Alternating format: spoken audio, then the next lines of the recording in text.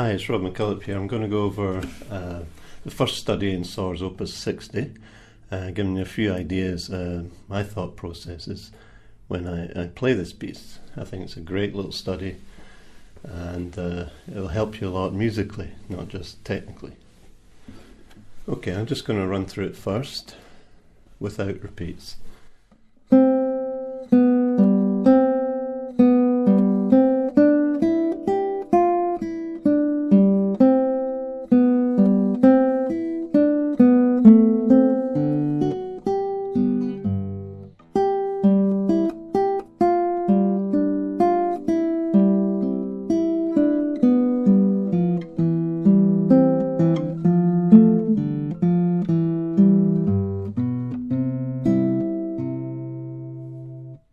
Okay, now it's all single notes apart from two chords, and we have to try and determine what the chords are throughout the whole piece. That helps us phrase it. And so if we're looking at the first bar, we're in the key of C. Now the principal chords in the key of C are C, the tonic, G or G7, which is the dominant chord, and then the submediant, the D minor chord. Now we just look at those on the guitar. We've got C. We could add a G on top or have an E on that first string. That G we added on top could in fact be in the bass. Still a C chord. We could put a C here. So we've got a number of C chords. We can even have a low E, which is useful when you go into F, for instance. So the number of C chords, the G chord, we can have the G on top, we could have a D on top, or an open B string. We could have a G7, that F on top. We could put that F down an octave, something like that. There's a G chord. G7s. Now the seventh of a G chord always, or almost always, goes down the way when it resolves to the next chord. So that F of the G7 becomes an E on top of the C chord. Now if we play that F down the octave for the G7 down here, that F falls down to the E of the C chord.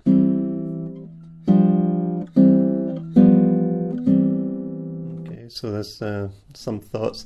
We could have a B in the bass, from this G shape. Use that as the lowest note. We could have a D on top with that. A couple of open strings in between. So we've got a lot of G7 chords going on. Here's D minor, D, A, D, F. Right. Very often that F is the lowest note in the chord. In this period, early classical period. So it's what we call first inversion. So you'll see a D minor chord sometimes spelled F, A, D, and sometimes that F is even lower on the sixth string. So you got F, A, and D. Okay, these are very common for this period. Okay, if we look at bar 1, we got a C note, which is probably the C chord. I'm going to harmonize this as we go through each bar. The second two notes belong to a G chord. They're open strings, B and G. And then the next bar we got C. That's the same.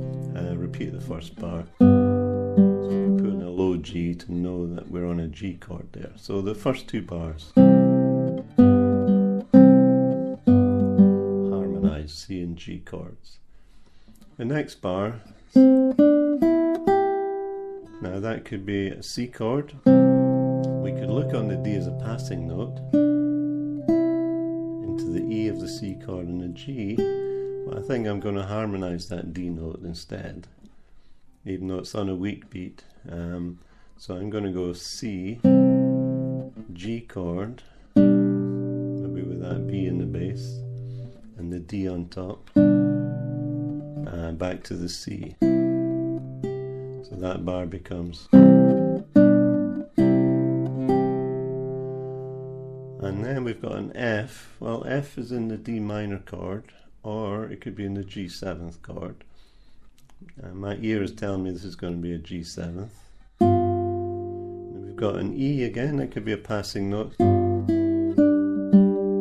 I'm going to harmonize it with a C chord. So that's that E is harmonized with a C chord. And then we've got a G chord. Maybe a G chord with a B in the bass.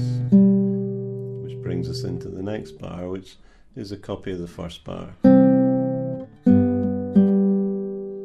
And then bar 6, C, C on top, then an E on top, G chord, D on top, B on top, and then something strange happens in bar 7.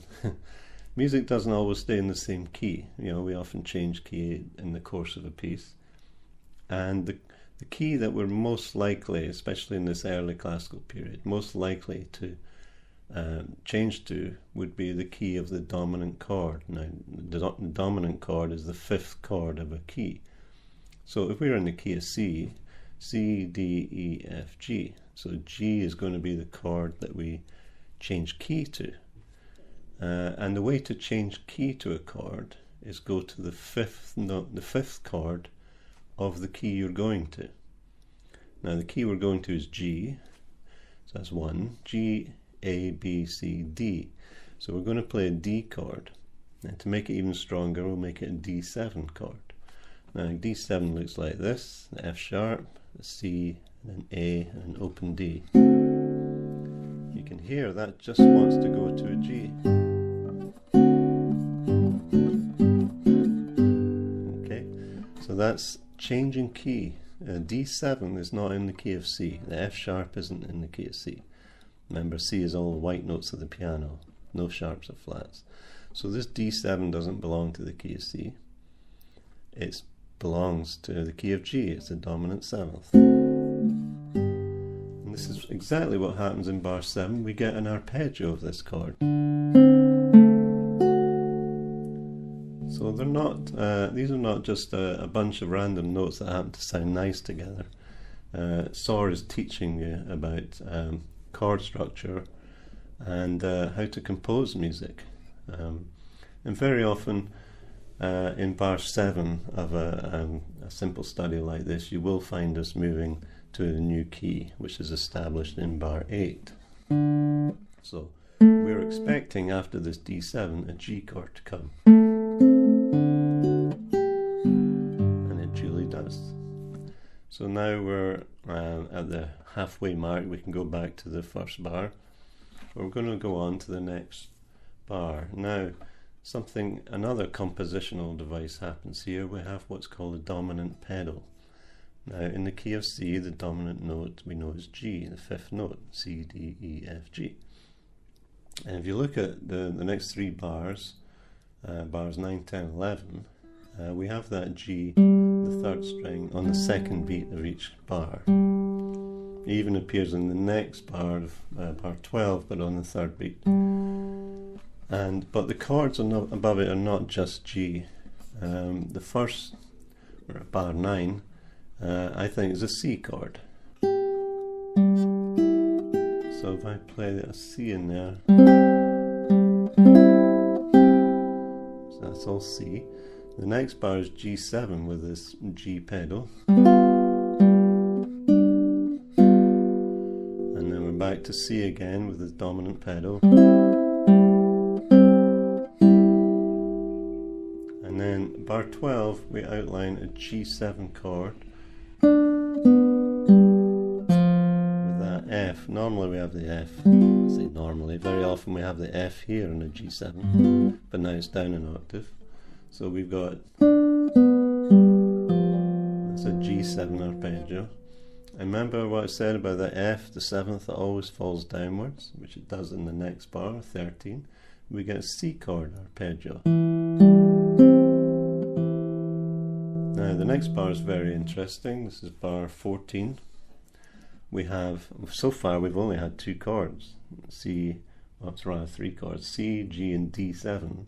Now we're getting the D minor chord, and this is, remember I said the F on a D minor could be on the 4th string. It's exactly what happens. It gets played twice in that little D minor arpeggio. And then the next bar is very interesting. Normally after what's called a chord 2, that's D minor, we get a cadence 2-5-1, which would be in the key of C, chord 2 is D minor, chord 5 is G7 or G, and then 1.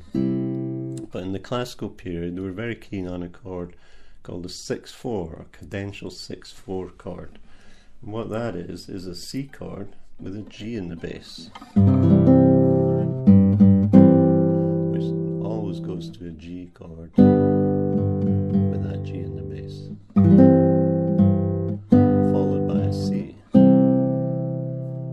And that kind of happens here, except we've only got single notes, so it's not outlined as clearly as that. We have a E and a G, followed by a G and a B. Now, I think that E and a G should have a G in the bass and a C. So we have, hear that? G, C, E, and then G, C, G, followed by the G, which is the dominant chord, and finally the tonic. Okay, so you've got changes of keys, you've got cadential 6-4 chords. Now, moving on to phrasing, I'm going to look at the last note of each bar and how it heralds the next bar. Rather than thinking of one bar followed by another bar, we're going to look at arching over the bar line. Bar lines can be terrible things. They can make you phrase within them. Often the phrase goes over the bar line. And listen to, well, see if you hear this.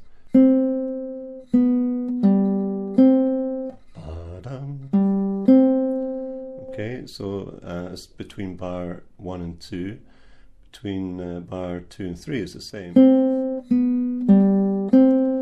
As we're moving on, this high G, I want to give a sense of it moving over the bar line. The next bar line, the next one, and bar 6 going into 7, 7 going into 8. So if I play that, overemphasizing that for a minute.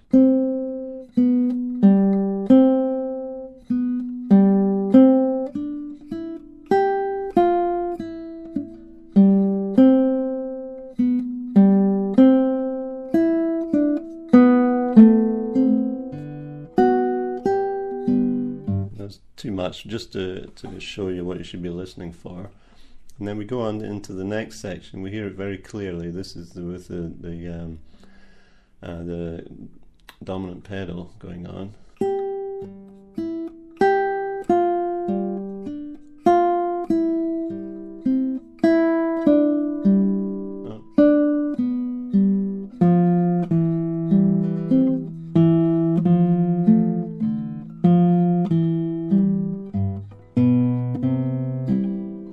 So we're overarching that bar line.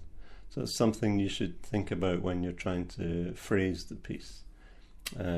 Stop it being choppy, just going by bar by bar. I love the second section especially doing that.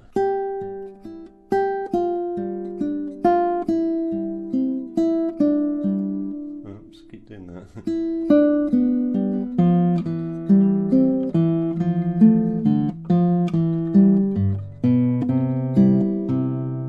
Something to think about.